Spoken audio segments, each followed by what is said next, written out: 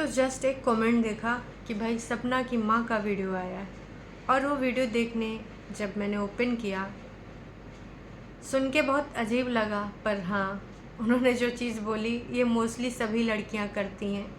मतलब अगर हम बात करें तो 95% ऐसी ही लड़कियां करती हैं शादी के बाद।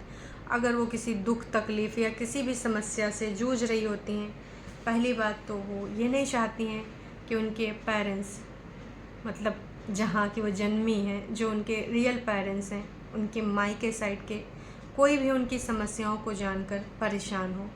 इसलिए तमाम चीज़ें वो अकेले ही झेलती रहती हैं, उन चीज़ों से लड़ती रहती हैं, कभी भी अपने दिल की बात नहीं बोलती हैं। क्यों? क्योंकि उनको लगता है कि अगर हम ये चीज़ झेल रहे हैं, जो चीज़ चल ही रही है, जब वो जानेंगे, वो समझेंगे तो वो परेशान होंगे। क्योंकि हम सबको पता है हमारे इंडियन सोसाइटी में एक शादी करना कितना बड़ा टास्क होता है, खासकर लड़की वालों के लिए।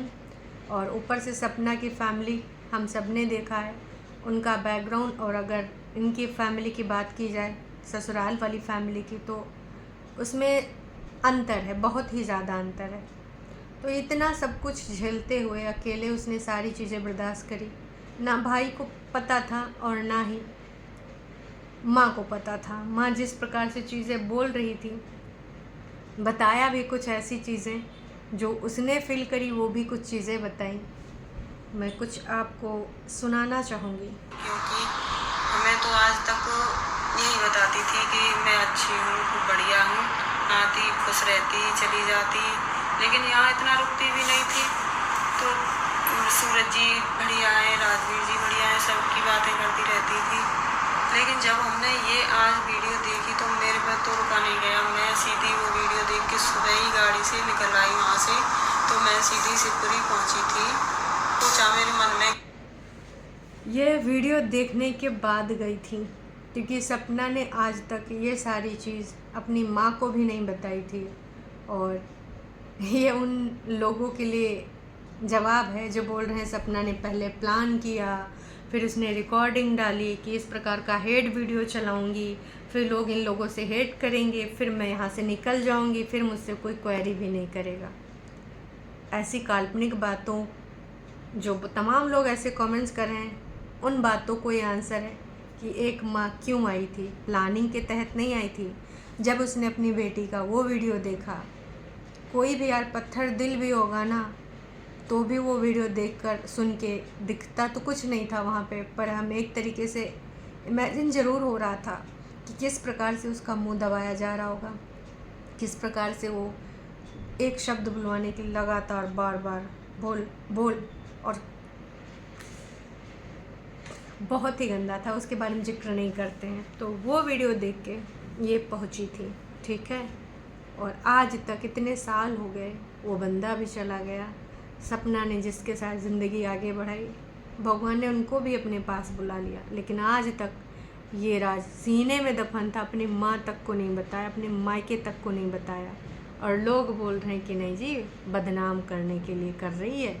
अरे सबसे पहले अपने घर परिवार को बताती, मायके में बताती। जो ऐसी सोच रखने वाले जो चिघड़ रहे हैं जगह जगह पे, हम रिश्तेदार हैं, हम फलाने हैं, हम धमाके हैं, प्लानिंग के अंतर्गत आई है, मजबूर वृद्ध सास ससुर को यहाँ बदनाम करने, फलान धमाक, उनको ये जवाब है कि अपने माँ बाप को भी सपना ने कुछ नहीं बताया था। सॉरी, माता को और भाई को। थोड़ा तो सोच लेते। नहीं, क्योंकि मैं माँ तो कि इतनी हिम्मत क्यों बांधी थी सपना ने, और अपना घर जोड़ने के लिए इतने कष्ट सहन करे, कितने कष्ट सहन करे उसने, बहुत ज़्यादा। लेकिन किसी को इतना तो नहीं सहन करना चाहिए। मैं शिवपुरी पहुँची थी, वहाँ देखा मैंने, तो वहाँ से अंशु भी चली गई थी, तो मैं पहुँची वहाँ पे शायद 4-5 बजे पहुँची थी। तो तब तक अंशु चली गई, तो सपना अपने कमरे में बहुत रोई जा रही थी। ना कुछ खाया था उसने, ना वो सोई थी, उसकी बहुत ज़्यादा हालत ख़राब हो रही थी। तो फिर मैंने वहाँ जाके पूछा, तो मम्मी मेरा बच्चा चला गया। मेरा बच्चा चला गया किसके लिए था? अंशु के लिए था। मेरा बच्चा चला गया, क्योंकि अंशु ने खुद बताया था ना कि जब वो 6 या 7 साल की थी तब से उन्होंने उसको एक डॉल की तरह पाला है, नहलाया, धुलाया, तैयार किया, स्कूल भेजा, टिफ़िन बनाया। एक जिस प्रकार से माँ करती वो सारी चीज़ें इन्होंने करी हैं। माँ उसकी वहाँ थी लेकिन यहाँ पर दूसरी माँ थी, और तीसरी माँ वो राजवीर की मम्मी जी को भी मम्मी कहती थी, है ना। तो असली कनेक्शन अंशु का है। आज भी एक दूसरे के लिए दिल क्यों धड़कते हैं, हालांकि बीच में तमाम लोग पड़े हुए हैं चीज़ों को बदलने के लिए, मनोभावों को बदलने के लिए। उनके कनेक्शन को किस प्रकार से तोड़ दिया गया सिर्फ दोनों को अलग करने के लिए, सपना को थोड़ा सा ऐसा फील कराया गया कि अब तू क्या कर लेगी अकेले। यही है ना तेरी ढाल, यही है तेरी रीढ़ का हड्डी, चलो इसको ही पहले बेचते हैं, उसके बाद क्या करोगी। तो बहुत सारी चालें चली गई हैं और इल्ज़ाम सपना पे लगता है कि नहीं भाई उसने तो प्लान किया, प्लान के अंतर्गत गई, ऐसी वैसी कोई बात नहीं है, प्लानिंग थी इसलिए भाई उसने ऐसा ऐसा रिलीज किया और एकदम सॉफ्ट स्क्रिप्ट बना के फिर एकदम से उसको इस प्रकार से लॉन्च करके उसने अच्छा गेम खेल दिया। समझ में आ रही हैं चीज़ें। करो कुछ खाओ, तो इसको हमने खाना भी खिलाया था, तो एक रोटी खाई थी बड़ी मुश्किल से। बहन की मैं खाना बनाती हूँ, तो इसने देर दूर से मैंने की आराम से रहो बेटा, सब ठीक होगा, तो इसे थोड़ा हौसला दिया। हम हैं तेरे साथ, जो भी है ईश्वर जो कर रहा है वो तो उसकी मर्जी है, लेकिन हम हैं जैसे भी हैं तेरे साथ हैं, तेरा साथ देंगे, क्योंकि तू ऐसी तो नहीं है कि अनाथ हो बिल्कुल। तेरे पतियों ने छोड़ दिया तुझे, तो वो भगवान की मर्जी थी। अब ये लोग छोड़ रहे हैं, अब ये खुद की मर्जी है इनकी, ये भगवान की मर्जी नहीं है। ये लोग छोड़ रहे हैं, इनकी खुद की मर्जी है। ऊपर वाले की मर्जी ने, ईश्वर ने जो करा सपना के साथ पतियों को छीनकर, वो ईश्वर ने करा।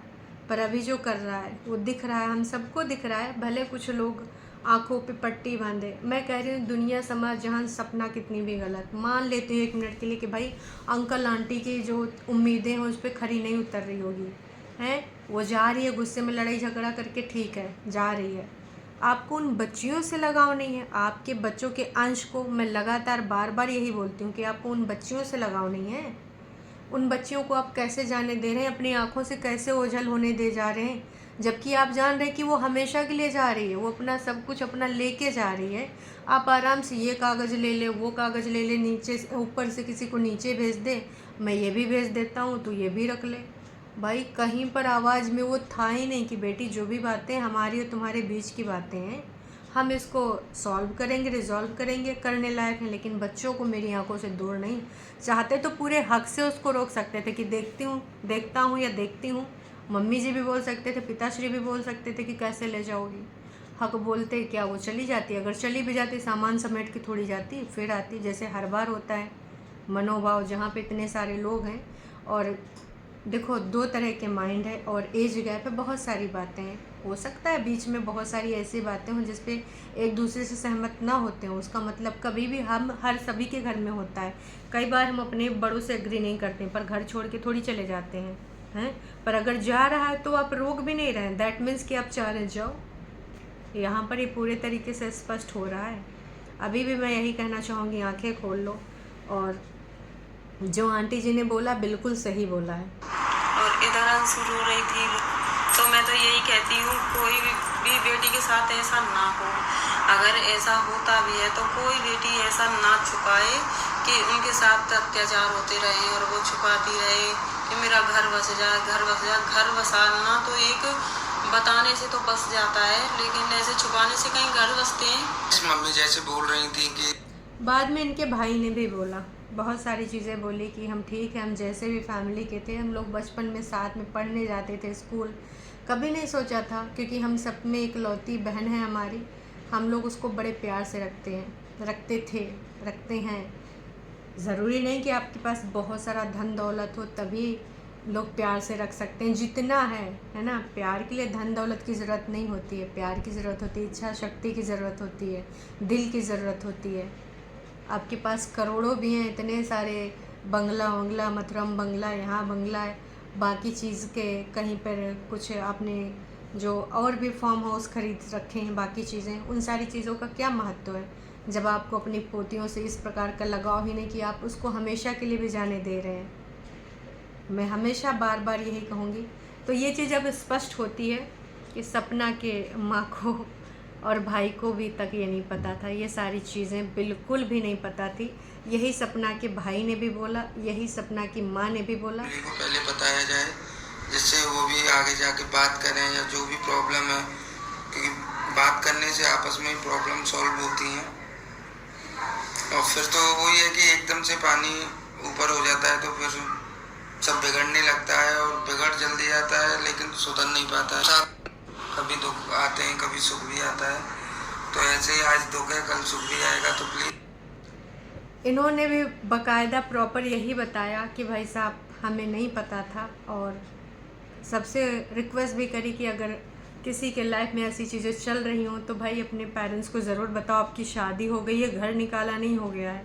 हाँ ठीक है, हम लोग यही सोचते हैं कि भाई उनको दुख होगा, नहीं हम उनको नहीं बताएंगे, हम ये खुद हैंडल कर लेंगे, बात ज़्यादा बिगड़ जाएगी जब कई लोग शामिल होंगे। बहुत सारी चीज़ें माइंड में आती हैं, आप रिलेट कर सकते हो, क्योंकि तो ये तो हर घर की कहानी, छोटी छोटी बातें जो भी होती हैं वो होती रहती हैं।